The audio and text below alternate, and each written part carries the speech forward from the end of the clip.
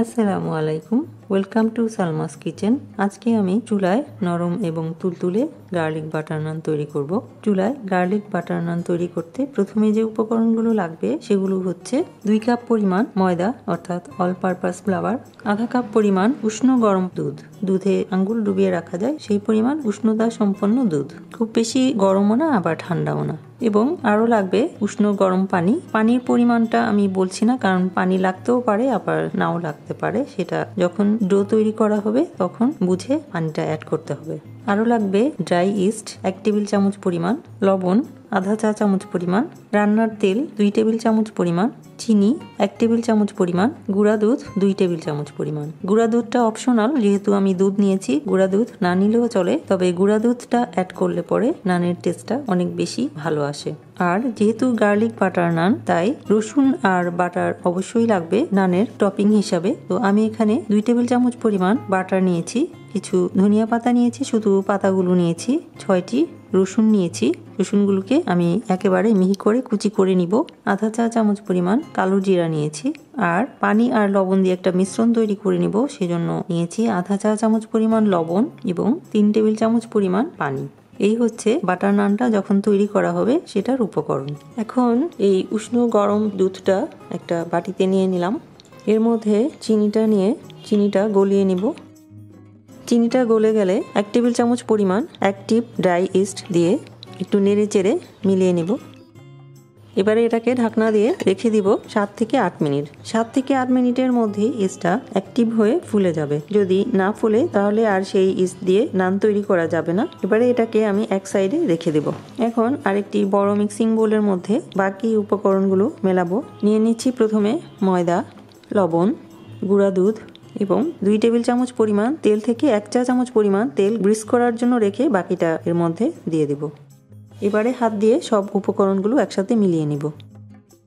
মেলানো হয়ে গেলে অপেক্ষা করব ইস্টটা ফোলা পর্যন্ত। ফিরে এলাম ইস্টটা দুধের সাথে মেলানোর 8 মিনিট পর। ইস্ট বেশ ভালোভাবে ফুলে গেছে। এবারে ইস্টের এই মিশ্রণটা ময়দার মিশ্রণের মধ্যে দিয়ে দিব, দিয়ে ভালো করে মিলিয়ে নিব। মেলানোর পর এখন বোঝা যাচ্ছে যে আরও একটু উষ্ণ গরম পানি লাগবে। আমি এর মধ্যে আর অল্প একটু উষ্ণ গরম পানি অ্যাড করে নেব। পানিটা অল্প করে অ্যাড করতে হবে, বেশি হয়ে গেলে ডোটা আবার নরম হয়ে যাবে। এবারে ভালো করে মেলাতে হবে। প্রথম মিশ্রণটাকে মনে হবে অনেক বেশি স্টিকি, কিন্তু আস্তে আস্তে এভাবে মথে নিতে নিতে একসময় আর পাটিতেও লাগবে না, হাতেও লাগবে না। প্রায় 10 মিনিট মথার পর এখন আর হাতেও লাগছে না আর বাটিতেও লেগে যাচ্ছে না। এবারে রয়ে যাওয়া তেল থেকে অল্প একটু বাটিতে নিয়ে গ্রিস করে নিব, যাতে বাটির মধ্যে লেগে না যায়। এখন ডোটাকে বাটির উপরে রেখে অল্প একটু তেল হাতে নিয়ে ডোয়ের উপরে লাগিয়ে দিব, যাতে উপরটা ড্রাই হয়ে না যায়। এবারে ঢাকনা দিয়ে 1 থেকে 2 ঘন্টা গরম জায়গায় বা চুলার আশেপাশে ডোটা রাইস হওয়ার জন্য রেখে দেব। ফিরে আসছি 1 থেকে 2 ঘন্টা পর। ফিরে এলাম 1 ঘন্টা পর। ডোটা ফুলে প্রায় 3 গুণ হয়ে গেছে। এবারে এটাকে এভাবে পাঞ্চ করে ভিতরে যে বাতাসগুলো আছে সেগুলো বের করে দিব এবং ভালো করে আবারও মথে নিব। যত ভালো করে মথে নেওয়া হবে নান রুটি তত বেশি সুন্দর হবে এবং নরম হবে। আরও 7-8 মিনিট আমি এটাকে মথে নিলাম। এবারে একটি কাটিং বোর্ডের মধ্যে ডোটাকে নিয়ে এভাবে পুরোটাকে লম্বা করে লেচি কেটে নিব এবং এটাকে ছোট ছোট ভাগে ভাগ করে নিব। এখানে 2 কাপ পরিমাণ ময়দা নিয়েছি, এটাকে আমি 6টি টুকরা করব। প্রথমে মাঝখান থেকে 2 টুকরা করলাম, তারপরে প্রতিটা ভাগকে আবার 3 টুকরা করে নেব। সবগুলো ভাগকে আবারও বাটিতে রেখে ঢেকে রাখবো, না হলে উপরের পোর্শনটা ড্রাই হয়ে যাবে। এবারে একটি ভাগ দিয়ে নান রুটির আকারে বেলে নিব। রুটিটা বেলা হয়ে গেছে। এরই মধ্যে নান রুটির টপিং এর জন্য রসুনগুলোকে আমি মিহি কুচি করে নিয়েছি। এবারে এর মধ্যে ধনিয়া পাতা আর কালি জিরা দিয়ে এভাবে মিলিয়ে রাখবো, যাতে করে দিতে সুবিধা হয়। আর লবণটা পানিতে দিয়ে মিলিয়ে নিব।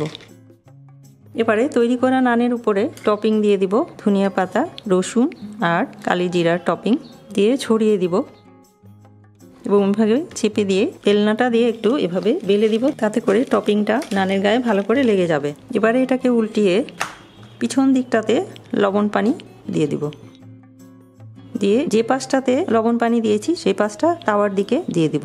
এখন তাওয়া ভালো করে গরম করে চুলার আঁচটা কমিয়ে মিডিয়াম করে দিব এবং নানের যে পাশটাতে লবণ আর পানি মিশ্রণটা দিয়েছি সেই পাশটা তাওয়ার দিকে রেখে নানটা তাওয়ার উপরে দিয়ে দিব। রুটিটা উপর দিয়ে যখন এভাবে অনেক ফুলে যাবে তখনই চুলার আঁচটা বাড়িয়ে দিয়ে তাওয়াটা উল্টিয়ে নানের চারদিকটা এভাবে ভেজে নিব। চারপাশ ঘুরিয়ে ঘুরিয়ে ভাজতে হবে। যখনই চারদিক এরকম পোড়া পোড়া হয়ে যাবে তখন এর উপরে বাটার এভাবে লাগিয়ে দিতে হবে। তারপর খুন্তি দিয়ে তাওয়া থেকে এভাবে তুলে নিতে হবে। একই পদ্ধতিতে বাকিগুলোও তৈরি করে নিব।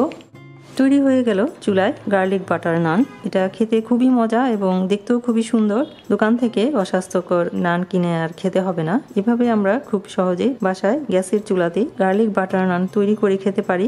আশা করছি গার্লিক বাটার নানের এই রেসিপিটা আপনারা বাসায় ট্রাই করে দেখবেন এবং আশা করছি দোকানের চাইতেও এটাই আপনাদের কাছে বেশি ভালো লাগবে। ভিডিওটি দেখার জন্য এবং এতক্ষণ সাথে থাকার জন্য অসংখ্য ধন্যবাদ।